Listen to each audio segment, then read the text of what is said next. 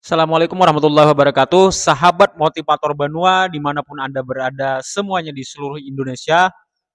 Hari ini saya ingin membahas satu topik yang sangat krusial, yaitu tentang guru kaya versus guru miskin. Ini konteksnya bukan dalam rangka membahas tentang secara mental, psikologi, kemudian sisi motivasi dan lain sebagainya yang menyebabkan seseorang misalnya bisa sukses, kemudian yang satunya bisa gagal. Bukan seperti itu konteksnya. Konteksnya yang ingin saya bahas hari ini adalah kesenjangan penghasilan antara guru yang satu dengan guru yang lain yang disebabkan oleh kesalahan dalam sistem pembagian kesejahteraan, dalam hal ini oleh negara tentunya. Nah, kita bisa melihat pada pihak-pihak yang pertama itu pemerintah, kemudian stakeholder pendidikan itu sendiri yang saat ini notabene banyak dipegang oleh, mohon maaf ini, orang-orang yang sudah kita katakan itu sepuh. Jadi para profesor, doktor segala macam yang mereka sudah melewati uh, usia keemasan di eranya itu. Nah, sekarang mereka duduk sebagai pemangku kebijakan. Tentunya akan beda zaman dengan kita-kita yang saat ini berjuang. Kemudian pihak yang ketiga yang mungkin bisa kita evaluasi adalah kita sendiri, para PNS, para ASN yang lebih banyak diam, berpasrah diri menerima segala peraturan yang sudah ada kepada kita.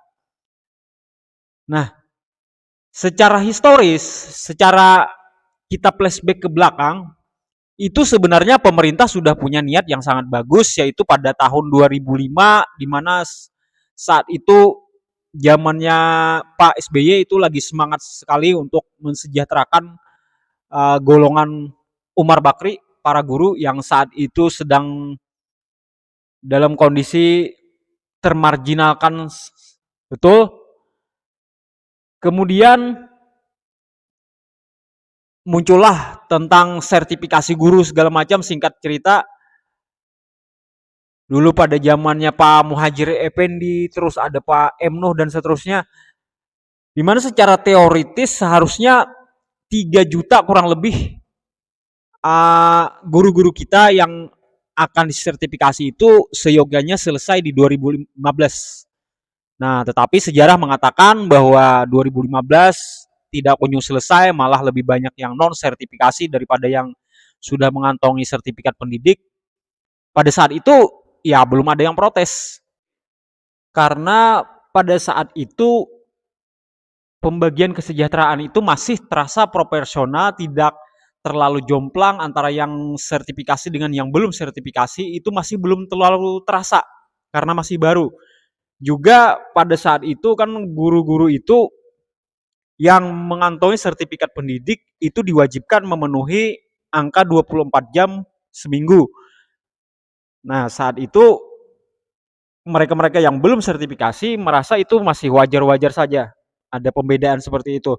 Nah, tetapi ketika muncul gagasan PPG, di mana prosesnya lebih ketat, lebih melelahkan, kemudian masanya juga lebih panjang, para guru ini diberi kemudahan sesudahnya, di mana angka 24 jam itu tidak wajib lagi harus mencari mungkin keluar sekolah ke tempat yang lain, ke tempat yang jauh dan sebagainya, yang dulu merepotkan sekali. Nah, dengan adanya peraturan baru ini, guru-guru sertifikasi mendapat angin segar, mendapat kemudahan. Disinilah masalah mulai muncul, dimana kalau kita melihat di peraturan pemerintah, golongan 4A itu saja untuk gaji pokoknya, take home pay mereka itu bisa mencapai 4-5 juta per bulan, dimana dengan sertifikasi satu kali gaji pokok artinya bisa membawa pulang mereka 8-10 juta per bulan. Sedangkan guru non sertifikasi itu diberikan penghibur, diberikan pemanis berupa tambahan penghasilan atau kita mengenalnya dengan istilah tamsil yang jumlahnya itu menurut Permendikbud nomor 4 tahun 2022 pasal 2 dikatakan besarannya adalah Rp250.000 dan itu berlangsung sampai sekarang. Ini kan jadi tidak masuk akal jadinya. Bagaikan bumi dan langit. Ketimpangan akibat peluang kalau di masyarakat itu, misalnya masyarakat miskin mendapatkan ketimpangan, mereka bisa berdampingan, di sebelahnya ada orang yang sangat kaya raya, di sebelahnya mereka sehari-harinya tinggal di nongkrong di gardu, kemudian di warung-warung murahan sebagainya, itu mungkin masih bisa ditolerir, mereka masih akan menerima itu. Karena mereka itu menganggap itu semacam konsekuensi logis saja. Tapi kalau ini disebabkan oleh kesalahan peraturan pemerintah atau kesalahan yang didiamkan, ini sudah tidak bisa ditolerir. Ketimpangan akibat salah manajemen, salah kebijakan, salah sistem, ini sudah tidak bisa dibiarkan dan harus ada orang-orang yang memang berani bersuara. Dan salah satunya melalui channel ini kami suarakan ini agar tidak melahirkan dampak-dampak negatif yang sangat banyak. Saya ambil contoh beberapa, misalnya dampak negatifnya dari ketimpangan ini. Pertama, guru-guru ini nantinya akan bisa membentuk circle-circle atau semacam kubu. Ada kubu kaya, kubu miskin, kubu yang sertifikasi, kubu yang belum, karena mereka pasti akan lebih cocok ngobrolnya, lebih nyambung omongannya kalau dengan sesama orang-orang yang memiliki track record yang mirip-mirip. Nah, si sertifikasi misalnya di sini mulai berbicara tentang penghasilan, mereka berbicara baru saja selesai liburan dari mana. Kemudian si non sertifikasi yang karena penghasilannya pas-pasan, tentu dia tidak bisa berlibur seperti orang-orang yang sertifikasi. Mereka tidak bisa bicara mobil bagus, baru saja ganti mobil sebagainya. Ini sekali lagi, walaupun para guru itu mungkin tujuan mengajar itu utamanya bukan uang, mereka mungkin ada yang karena alasan kepuasan pribadi, ada yang karena ya sebagian istilah religius itu lillahi ta'ala, ikhlas mereka mengajar. Tapi kan yang namanya kesalahan sistem ini tetap harus kita protes. Kita akan menuntut apa yang memang menjadi hak kita.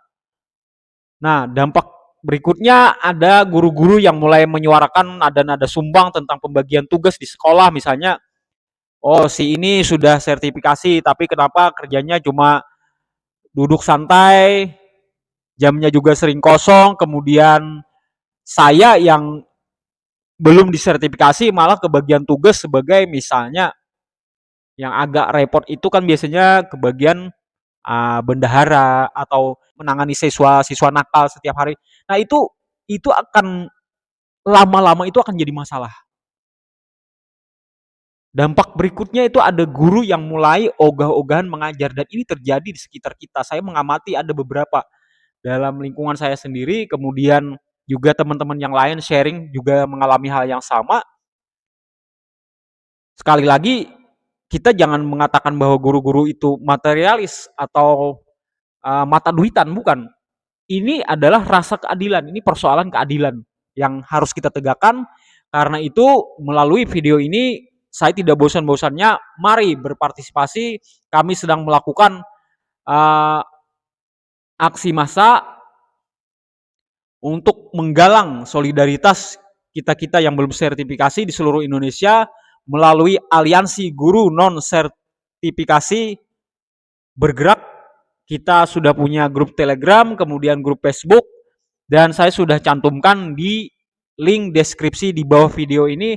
Saya harapkan teman-teman semuanya bisa bergabung karena member kita baru berapa ratus orang. Kita harapkan semuanya bisa menyuarakan hal